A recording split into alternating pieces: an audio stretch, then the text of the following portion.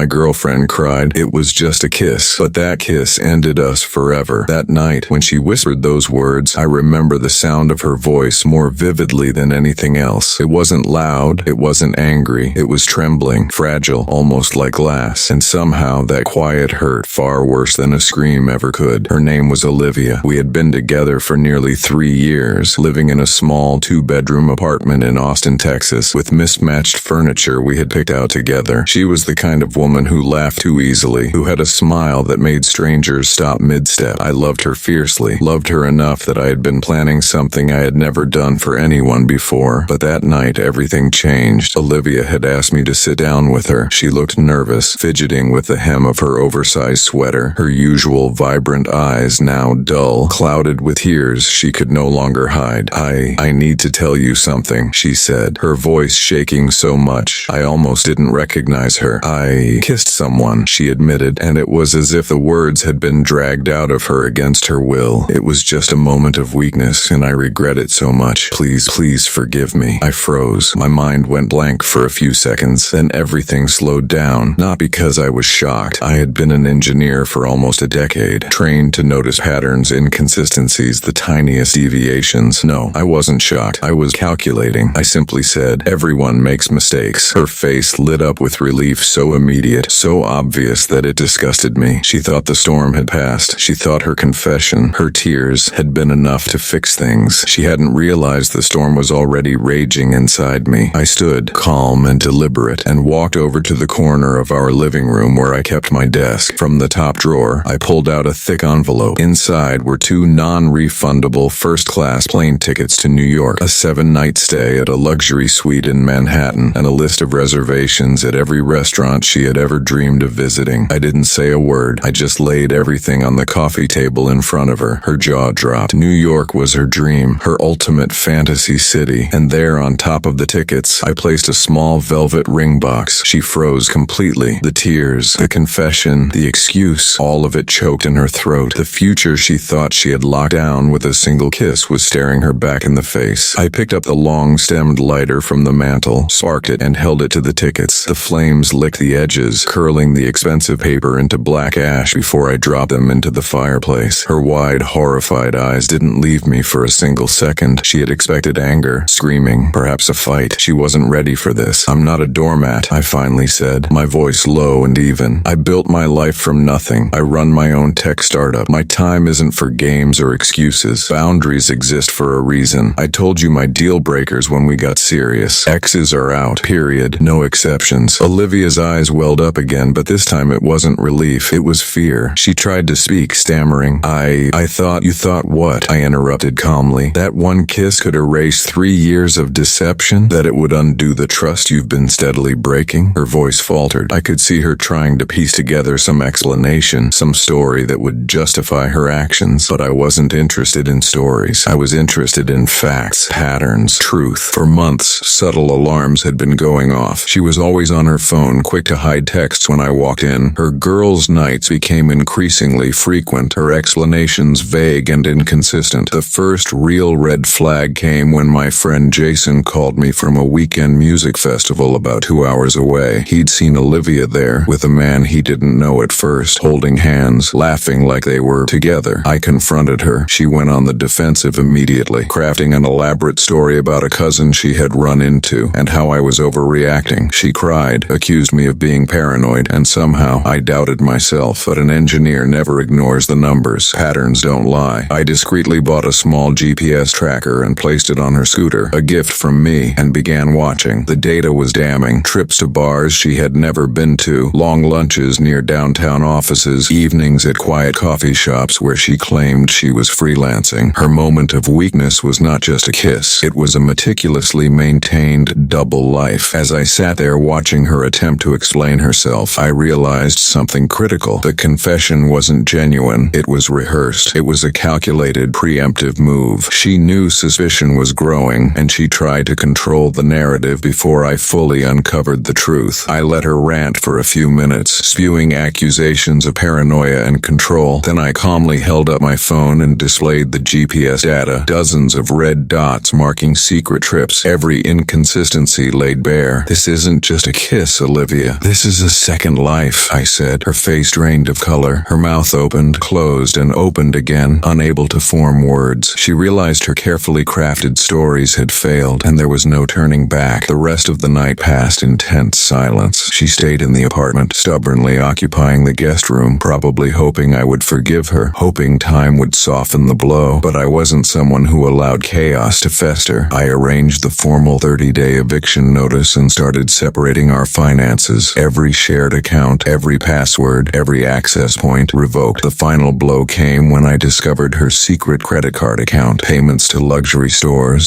spa treatments, dinners, all funded by a corporation linked to a man named Victor Langford, a wealthy real estate mogul known for dating younger women. The kiss, the lie, the deceit, it was all a distraction. The real betrayal was a fully funded double life, carefully hidden from me, financed by someone else. By the time she moved out, she had no one. Liam was gone, her parents had stopped intervening, and Olivia's friends were powerless. She had relied on manipulation and lies to maintain control, and now every thread of her fabric unraveled before her. I sold the engagement ring. I booked a trip with my sister to New York instead. Non-refundable tickets can sometimes be exchanged, and sometimes they serve as a reminder. Trust once broken is nearly impossible to rebuild. The fire in the fireplace, that was just the prelude. The real ending was watching her carefully constructed world collapse, knowing I had dismantled it with logic, precision, and unwavering boundaries. And as I walked through the apartment that once held our memories, I realized something. Forgiveness isn't always about words. Sometimes it's about removing toxicity entirely and reclaiming your life. The next morning, Olivia woke up in the guest room, her side of the bed cold and empty, a stark contrast to the warmth and familiarity of the past 3 years. She probably thought the morning would bring another chance, a softened reaction, maybe even reconciliation. But the reality she faced was far harsher than anything she had imagined. I didn't speak to her. I didn't need to. Actions speak louder than words. By noon, I had already called Mark, my lawyer, to confirm that the eviction notice had been legally delivered. Every document, every bank transfer, every email change was methodical. Olivia had spent years crafting a life of half-truths and hidden luxuries. I was about to dismantle it piece by piece. The first step was understanding the full extent of her deception. Sitting at my desk, I spread out all the evidence: GPS data, text messages, screenshots, and the mysterious bank statements. Every transaction pointed to one common thread: a corporate account in the name of Victor Langford. It wasn't just money. It was control. It was influence. It was the backbone of her second life. I didn't need confirmation from her. The numbers were clear, precise, undeniable. My training as an engineer made it impossible to ignore patterns. I ran through every calculation in my mind: how much she was spending, how often she met him, the timing of the trips. Every single piece fit perfectly into a timeline of deceit. I hired a private investigator, someone I trusted implicitly, a retired detective named Sam Whitman. Sam had worked on corporate fraud cases before, and I didn't just want pictures. I wanted proof, irrefutable and detailed. Within 3 days, the photos arrived. There she was, Olivia laughing over lunch at a 5-star rooftop restaurant, Victor Langford paying the bill with a corporate card linked to her secret credit account. Her perfectly constructed facade was crumbling. I set the photos and documents on the coffee table. Olivia entered the living room, her face a mixture of hope and fear. "I thought maybe we could talk," she started. I held up the evidence. No words were necessary. She gasped, the color draining from her face. Every excuse, every lie she had rehearsed fell apart at the weight of truth. "You've been living a double life," I said calmly. "This isn't just a kiss, Olivia. This isn't just about Liam. This is systematic, deliberate, and well-funded. And now, it ends." She sank into the couch, trembling. I could see her mind racing, calculating, bargaining, planning her next move. She was good at this, I had to admit, but she wasn't prepared for precision. Over the next week, I went through every shared account, every subscription, every joint online service. Passwords were changed, access revoked. She tried to argue, to plead, but every attempt fell flat against the immovable wall of logic I had built. Her friends tried to intervene. Tara, her closest confidant, came over, furious and defensive. "You're being controlling. You can't just track her like this," she yelled. I calmly laid out the evidence of her double life on the table. "Are you aware that your friend has been taking money from a wealthy man while living with me?" I asked. Tara's jaw dropped. She muttered something about misunderstanding, but left within minutes, defeated by the facts. Her parents came next. I didn't call them. They showed up unannounced, trying to play the the concerned family card. "Mark," they started nervously, "we think maybe there's been a misunderstanding. Couldn't you give her another chance?" I looked at them calmly. "Have you ever met Victor Langford?" Both flinched. The truth was clear. They had known about her second life all along and had chosen to remain silent. I asked them to leave, mentioning the police if they refused. They left quickly, shoulders slumped, defeated. Olivia's attempts to negotiate were relentless. She tried reasoning, crying, begging, but the one thing she had underestimated was me. I didn't just react emotionally. I dismantled her life with logic, step by step. Then came the most satisfying moment. A package arrived from a high-end electronics store. A new laptop, top of the line, with a gift receipt from Victor, wishing her an early birthday. I signed for it. When she came home that evening, I handed it to her. "Looks like your retirement plan is still depositing checks," I said. Her panic was visible, a rare, pure emotion. No tears, no fake apologies, just shock. By the time the 30-day eviction period was over, Olivia had no allies. Liam was gone. Victor was unreachable. Her parents wouldn't intervene, and her friends had distanced themselves. She had spent years manipulating, lying, hiding, and the full weight of her choices now pressed down on her. The day she moved out was quiet, almost surreal. She had to hire movers from a local app, strangers who had no loyalty, no connection to her. Watching her carry out her mountain of designer clothes, shoes, and luxury items, I realized the full impact of my actions. The revenge wasn't fiery destruction. It was methodical, precise, and unavoidable. Every thread of her deception unraveled in a way she had no control over. As she walked out for the last time, she turned to me, venom in her voice. "I hope this makes you happy. You've ruined my life." I looked at her calmly. "I didn't ruin your life. I just stopped funding it." Her eyes widened. She realized it wasn't anger that had undone her. It wasn't shouting or dramatic gestures. It was strategy, boundaries, and the cold truth she could no longer escape. The apartment was mine again, clean, quiet, free of lies, and as I sat in the living room, I understood a truth that no confession, no tear, no kiss could undo. Betrayal isn't about the moment. It's about the choices that lead up to it, and the courage it takes to act when those choices are revealed. By the time the eviction day arrived, the apartment felt emptier than it had in years. Every memory, every laugh, every trace of our shared life seemed suspended in the quiet. I watched Olivia move through the space like a ghost, carrying boxes of carefully curated belongings that had meant more to her image than to her life with me. She had no one left. Liam hadn't returned her calls. Her parents had distanced themselves, and Victor Langford was unreachable, likely busy maintaining the illusion of control in his own world. The friends who had once filled her apartment with laughter had all disappeared, some quietly slipping out, others confronted with undeniable truths they couldn't ignore. Her pride, her carefully built persona, and her network of lies were crumbling all at once. Watching her attempt to maintain composure while her world fell apart was strangely satisfying, not because I enjoyed her pain, but because it reflected the cold, unalterable consequences of betrayal. "Olivia," I said quietly, watching her struggle to lift yet another heavy box, "you know, trust isn't just broken by a kiss. It's broken by months of deception, by choices you knowingly made and the lives you tried to manipulate." She froze mid-step, her arms trembling with the weight of the box. "You don't understand," she whispered, voice shaking. I didn't mean for any of this to—" "No," I interrupted softly but firmly. "You meant exactly what you did. Every smile you shared with him, every dinner, every payment from that corporate account, every one of those choices was intentional. Intent matters, Olivia, not excuses." The movers had arrived, silent and efficient. They didn't care who she was or what she had done. They were only concerned with getting the job done. Watching them carry away the mountain of designer bags, shoes, and accessories, it struck me how fleeting all of her superficial wealth had been. In her obsession with appearances, she had lost the one thing money could never buy: honesty and respect. As the last box was carried down the stairs, she turned to me one final time. Her eyes, once bright and full of life, now only reflected panic and disbelief. "I hope this makes you happy," she said again, her voice low, bitter, almost hollow. I didn't need to answer. I simply shook my head and said, "I didn't ruin your life. I just stopped paying for it." She hesitated at the door, lingering as if waiting for something: an apology, a reconciliation, a sign that she still had power. But all the power had shifted. Her calculated world had collapsed. The web of lies she had spun so carefully was now gone, and she had no one to blame but herself. Once the door closed, the apartment felt like a different place. The echoes of arguments and laughter seemed distant, as if they belonged to another lifetime. I walked through the rooms, remembering all the moments moments we had shared, the mundane and the magical alike, and realized something profound. Forgiveness is not always about accepting someone back. Sometimes it's about letting them leave entirely and reclaiming your own life. The most important part of this entire ordeal, however, was the lesson it reinforced. Boundaries are everything. I had set mine clearly from the start, and despite her attempts to manipulate them, I had stood firm. Olivia had thought she could control the narrative, but she had underestimated the power of logic, evidence, and unwavering conviction. Weeks passed and life slowly returned to a new normal. The apartment was quiet, but no longer empty. I spent time with my sister, finally booking a New York trip with her instead of Olivia. The tickets I had originally bought for her birthday were exchanged, a symbolic gesture of reclaiming what had been lost to manipulation. For the first time in months, I felt peace. Olivia tried to rebuild her life too, though from what I heard it was not easy. The lavish gifts and attention she had once relied upon vanished. Social media campaigns, attempts to portray herself as the victim, all fell flat when photos of her with Victor surfaced online. She had created a life dependent on deception, and now she had to live with the fallout. There were no dramatic confrontations after that, no shouting, no revenge schemes, no public spectacle. Everything had been dismantled quietly, efficiently, irrevocably. She had wanted control. She had wanted to play a game, but in the end, it was her own choices that determined the outcome. And as I watched her fade from my life, I realized that sometimes the most satisfying endings aren't about rage or revenge. They're about clarity. They're about reclaiming your space, your peace, and your sense of self. And sometimes the true fire isn't in burning what someone else cherishes. It's in ensuring that they face the consequences of their own actions without interference or mercy. By the time she was gone, I felt lighter than I had in years. The apartment was mine again, free of lies, free of tension. I sold the engagement ring, not out of spite, but to reclaim a symbol that had been tainted. I started new routines, focused on work, and spent meaningful time with family and friends who truly mattered. And somewhere deep down, I knew that while a single kiss had started the unraveling, it wasn't the kiss itself that ended us. It was the accumulation of choices, lies, and betrayals over time. That kiss was merely the spark in a house full of dry kindling. And just like that, the story ended, not with fury, not with regret, but with clarity. Months passed after Olivia's departure. The apartment felt alive again, but in a different way, not with shared laughter or whispered arguments, but with the quiet confidence of a life reclaimed. Every corner, every shelf, every familiar object felt renewed. I had purged what no longer served me, her clothes, her trinkets, the subtle reminders of betrayal. In their place, I added things that mattered, books I had long ignored, pictures with family, small decorations that carried meaning, not deception. I spent that time reflecting, not out of anger, but out of understanding. Olivia had been a mirror, showing me the limits of trust, the importance of boundaries, and the consequences of choices. The kiss had been the spark, yes, but it was the months of manipulation, the hidden expenses, the secret life with Victor Langford that truly defined the betrayal. And understanding that gave me something more powerful than revenge: peace. The New York trip with my sister Ava had been exactly what I needed. Walking through Manhattan streets, seeing the city alive with energy, the skyline glittering against the night, I felt free. Free from deceit, free from manipulation, free from the shadow Olivia had cast over my life. We laughed, explored, and shared moments that reminded me of simpler times, that the world, full of complexity and chaos, also held beauty. Meanwhile, I kept tabs on Olivia's social presence quietly, not out of malice but curiosity. Her lavish lifestyle had collapsed. The corporate-backed credit card was gone. Social media posts, once curated to display perfection, were sparse, shaky, and inconsistent. She had lost the network she had relied on, the facades she had crafted so meticulously, and the people who enabled her schemes. It was sobering to see how much a life built on deception could unravel when the foundation is removed. One evening, I sat in my apartment reflecting on the past year. I realized that the most valuable lesson wasn't in catching her lies or in the careful dismantling of her second life. It was in reclaiming myself. I had not allowed anger to dictate my actions. I had not allowed revenge to consume me. Instead, I had acted with clarity, logic, and principle, and that made me stronger. I also understood forgiveness differently. It wasn't about accepting Olivia back. It wasn't about pretending nothing happened. Forgiveness was about releasing the emotional weight she had tried to place on me. It was about moving forward without bitterness, without letting her mistakes define the rest of my life. Life slowly returned to its rhythm. Work, family, friendships, all thrived in the absence of her manipulation. I reconnected with old friends I had neglected, hosted small gatherings, and allowed myself to feel again without suspicion. And surprisingly, there was room for trust once more. Not naive trust, but informed trust. The kind built on observation, experience, and understanding human nature. The most satisfying part wasn't watching Olivia struggle. It wasn't the fire in the fireplace, the plane tickets burned, or the careful dismantling of her hidden accounts. The satisfaction came from the restoration of my life. The control she had attempted to seize, the power she thought she had over me, was never hers to hold. I had always been in control. I had only needed to act decisively to prove it. I never regretted showing her the plane tickets, the photos, or the GPS data. Every act had been necessary, every confrontation a reflection of her choices, and in a strange way, gratitude formed in me. Without her betrayal, I might never have learned just how strong, patient, and perceptive I could be. Without her lies, I might never have seen the true value of boundaries, logic, and careful action. One night, as I sat on the balcony with a cup of coffee, the city lights reflecting in the river below, I thought about what had truly ended. It wasn't just the relationship with Olivia. It was the illusion I had once held, that love alone could protect me from deception. It wasn't love alone that mattered. It was discernment, clarity, and the courage to enforce boundaries when trust is broken. I smiled faintly, thinking about Ava and our trip. Life, in its unpredictable way, had offered a reminder. Moments of betrayal could also birth moments of clarity, and moments of clarity could lead to unexpected joy. And then there was a sense of closure I hadn't anticipated. Olivia's departure, her ruined connections, her public exposure, all served as punctuation to a chapter that had long overstayed its welcome. I didn't need her apology. I didn't need her explanation. I only needed the truth, and the truth had been more powerful than any word she could muster. By the time the year turned, I had fully reclaimed my world. The apartment, once filled with the echoes of deceit, now hummed with life, laughter, and quiet certainty. I reconnected with my ambitions, started a few new projects, and allowed myself to dream again. And somewhere in that quiet satisfaction, I understood a simple but profound truth. Betrayal can burn, but it can also illuminate. It reveals who you are, what you value, and what you will never compromise. And so, the story ended, not with dramatic confrontation, not with public spectacle, but with the quiet reclamation of self. A kiss had started the unraveling, yes, but the ending was defined not by her actions, but by mine, by strength, clarity, and an unwavering adherence to principle. I looked out over the skyline one last time, inhaled the cool night air, and felt, for the first time in months, unburdened. Life moved forward, I moved forward, and the past, as messy, painful, and revealing as it had been, finally belonged where it should, behind me.